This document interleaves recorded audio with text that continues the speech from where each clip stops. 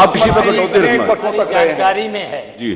Cooperative की बात कोई छिप नहीं सकती, लेकिन कोऑपरेटिव विभाग में समितियों में एक एक बोरी को किसान तरस गया है और 4-4 दिन लाइन लगाना पड़ी, तब भी उसका जवाब मंत्री जी ने दे दिया। मैं दे रहा हूं, दे चुके हो आप। अगला प्रश्न ले लीजिए ना, अगला भी वही, आपके ऊपर बजट भी वही है सर। आप मेरी बात सुनिए, आप प्लीज अगला प्रश्न आप फिर नेवर एंडिंग हो जाएगा, एक प्रश्न के ऊपर 20 मिनट से ज्यादा होगा। और माननीय श्री अखिलेश नहीं, आप लोग जबरदस्ती करना चाहते हैं। चलिए प्रश्न संख्या, आप लोग जा रहे हो बाहर, अगला लें, चलिए संख्या 7 श्री अखिलेश गए बार, संख्या 8 श्री पंकज मलिक, संख्या 9 श्री महेंद्र नाथ यादव नहीं है, संख्या 10 श्री हृदय नारायण सिंह पटेल बाहर गए, संख्या 11 डॉक्टर रागिनी बाहर गई, संख्या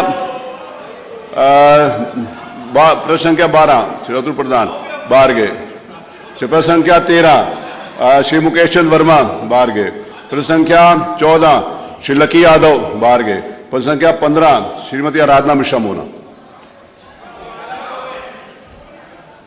पद संख्या 15। माननीय अध्यक्ष जी, आपने इस महत्वपूर्ण विषय पर मुझे प्रश्न अनुपूरक पूछने का मौका दिया है। माननीय अध्यक्ष जी, आईटीआई दूर दराज के क्षेत्रों में स्थापित किया जाता था ताकि वहाँ पे गरीब किसान मजदूर के बच्चे पढ़ सकें, पर जिस तरह से इस सरकार ने पीपीपी मॉडल पर आईटीआईज का संचालन शुरू किया है, उसमें अरे देखो, आप लोग हाउस नहीं चलो प्लीज। ए राजेश, मैं आपको ना बाहर निकाल दूंगा। आप हर बार आपको टोकना पड़ता है नाम लेके, हर बार आपको टोकना पड़ता है। This is not good. आप बोलिए मोना जी। माननीय अध्यक्ष जी, जो पीपीपी मॉडल पर सरकार ने आईटीआईज बनाने का काम किया है, इससे सबसे बड़ा जो नुकसान हो रहा है वो उन ग्रामीण क्षेत्रों में उन बच्चों का हो रहा है जो गरीब किसान के बच्चे थे, जिनके आर्थिक रूप से कमज़ोर थे, जो बाहर पढ़ने नहीं जा सकते थे, वो इन आईटीआईज में पढ़ते थे। पीपीपी मॉडल पर होने लगभग 2017 से लेकर के अभी तक सरकार ने लगभग 34 आईटीआईज बनाए, जिनको इन्होंने पीपीपी मॉडल पर रख दिया। आज की तारीख में 32 भवन बन करके तैयार हो गए और 24 संस्थान पीपीपी मॉडल पर संचालित हो रहे हैं। मेरा प्रश्न सीधा सा है माननीय मंत्री जी से कि जो पीपीपी मॉडल पर ये आईटीआईज बने, इसमें जो संचालित नहीं हो रहे हैं, लगभग 8 से 10 करोड़ की लागत से सरकार का धन खर्च हुआ उन आईटीआईज को बनाने में। बिल्डिंग बन करके तैयार हो गई। मेरी विधानसभा क्षेत्र में 2017 में वो बिल्डिंग बन गई थी, आज तक संचालित नहीं हो पाई। काउंसलिंग हुई, जो बच्चों ने, जो आसपास के बच्चे थे ग्रामीण अंचलों के, उन्होंने काउंसलिंग में उसको ऑप्ट किया, पर उनकी पढ़ाई जो हो रही है वो 40 किलोमीटर दूर डिस्ट्रिक्ट हेडक्वार्टर पे जो सरकारी आईटीआई वहाँ पे हो रही है। और दूसरी बात, जो पीपीपी मॉडल पे आईटीआईज हैं भी, वो जो फीस ले रहे हैं वो 15,000 17,000 फीस ले, जबकि सरकारी आईटीआई में 7 से 1,000 रुपये तक की फीस होती है।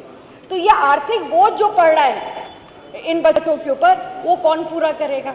मेरा सीधा सा प्रश्न ये है माननीय मंत्री जी से कि ये एक बड़ा विषय है, ये बच्चों के भविष्य से जुड़ा हुआ विषय है। कोई भी प्रदेश, राज्य की, किसी भी प्रदेश के युवाओं की पहचान उसके कौशल से होती है।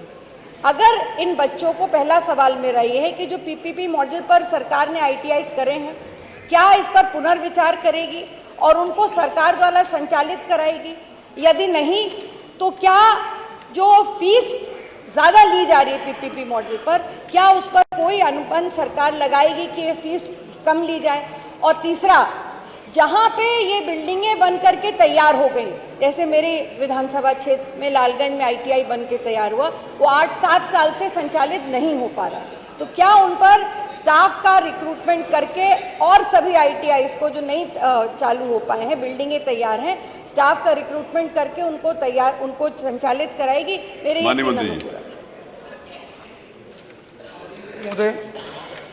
माननीय सदस्य के द्वारा जो प्रश्न इसमें रखा गया है उसमें 24 ITI, उनमें से 20 संस्थानों को हमने पीपीपी मॉडल पे शुरू किया और बहुत अच्छी तरीके से अपना काम कर रही हैं, चल रही हैं। 4 संस्थाओं के संचालन के लिए अन्य जो कमेटियां हैं जो इनको देने का काम हुआ है उनका भी चयन हुआ है। उसके बावजूद भी कुछ पीपीपी मॉडल पर जो ITI हमारी नहीं जा पाई। सरकार का प्रयास था कि प्राइवेट सेक्टर में भी कुछ लोग अच्छे ITI चला सकते हैं, इसलिए एक सार्थक प्रयास करने का उसमें कोशिश हुई और उसमें रिजल्ट अच्छा भी आया। लेकिन उसके बावजूद भी अभी जो ITI हमारी शेष है, जिसमें हमारी सामान्य विधायक के क्षेत्र की ITI भी है, उसके लिए हमने वैकेंसियाँ क्रिएट कर दी हैं, उनका प्रस्ताव चला गया है और जल्दी उस पर कार्रवाई होकर के जल्दी वो ITI काम करना शुरू कर देंगी। उनके अंदर सरकारी सिस्टम से उन ITI को लाने का हम प्रयास करेंगे। धन्यवाद।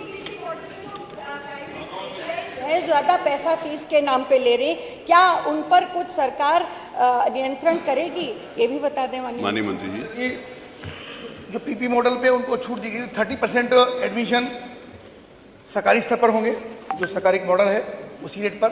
और चूंकि प्राइवेट सेक्टर में गया है तो प्राइवेट सेक्टर में अगर उसको वहाँ से पैसा नहीं मिलेगा तो उसकी ITI का वो संचालन, इंफ्रास्ट्रक्चर, उनका वेतन वो नहीं मिल पाएगा। तो इसलिए उनको ये मॉडल दिया गया है। लेकिन भविष्य में कैबिनेट से इसकी स्वीकृति हो गई है कि भविष्य में जितनी ITI हम लोग संचालन करेंगे उनको सरकारी सिस्टम से ही करने का हम संचालन का करेंगे, पीपीपी मॉडल पर नहीं देंगे। मत संख्या 16 श्री जयप्रकाश अंचल। मान्य जी, हम लोगों ने वॉकआउट किया था एक प्रश्न पर और ये परंपरा रही है, जो प्रश्न खत्म हो जाता है तो लोग आ जाते हैं और आप माननीय सारे प्रश्नों को जो हमारे सदस्यों का था उसको निलंबित करते हुए आगे। मैंने निलंबित नहीं किया, मैंने किसी प्रश्न को निलंबित नहीं किया माननीय नेता प्रतिपक्ष। मैंने जब आप लोगों ने वॉकआउट किया तो मैंने अगले प्रश्न को बुलाया, वो नहीं थे, फिर उसको बुलाया, फिर नहीं थे, फिर बुलाया, फिर नहीं थे, फिर बुलाया, फिर नहीं थे, जो थे उनको बुलवा लिया। नहीं, गलत बात। इशू क्या है कि आप लोगों को देखिए, नहीं, अब आप मैंने सबको बुलाया, मैंने नाम भी लिया, प्रश्न संख्या भी लिया, मैंने नाम बोला। आप जबरदस्त, आप बाहर भी जाओगे, आप नहीं, आप एक प्रश्न पे वॉकआउट करके वहां बैठ जाए, आप बोलो बाकी आगे क्वेश्चन नंबर ना लिया जाए, ऐसे थोड़ी होता है। जब 20वां हो जाए उसके बाद पूछना आएगा तो आपको सोच समझ के जाना चाहिए। जिसका क्वेश्चन है वो तो बैठा रहता कम से कम। अरे जिसका क्वेश्चन था, आप भी नहीं थे, आपको बुलाया, मैंने नाम दिया, नाम बुलाया, आप कार्रवाई उठा के देख लीजिए, वीडियो उठा के देख लीजिए। अरे मेरी बात सुनिए, जब 20 खत्म हो जाएंगे ना तो फिर जो कोई खड़ा हो जाएगा तो मैं दे दूंगा। अब आगे चल चुके हैं। नहीं, वॉकआउट आप लोगों ने किया। मेरी बात सुनिए, माननीय नेता प्रतिपक्ष, आप सबसे विद्वान हैं, आप उनसे ज्यादा हो तो खड़े हो जाओ, आप उनसे ज्यादा हो तो खड़े हो जाओ, बैठो प्लीज। माननीय, मेरी बात तो सुन लीजिए, उनके दबाव में मत बोलिए नेता प्रतिपक्ष। मेरे को मालूम है कि आप कितने दबाव में हो, इसीलिए संग्राम यादव को आपके पीछे बिठाया गया।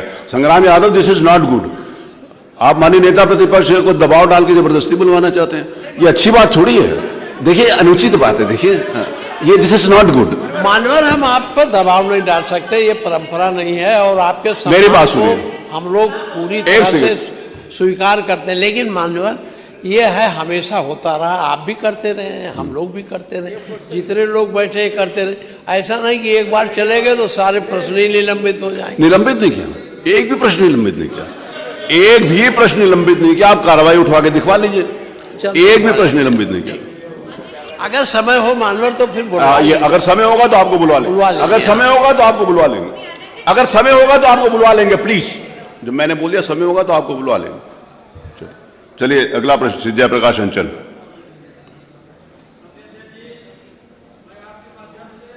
माननीय मंत्री जी से पूछना चाहता हूं कि क्या जनवरी, फरवरी और मार्च माह में विवाह होने वाले लाभार्थियों को वित्तीय वर्ष तत्काल खत्म होने के वजह से अधिकतर लोगों को अनुदान नहीं मिल पाता है?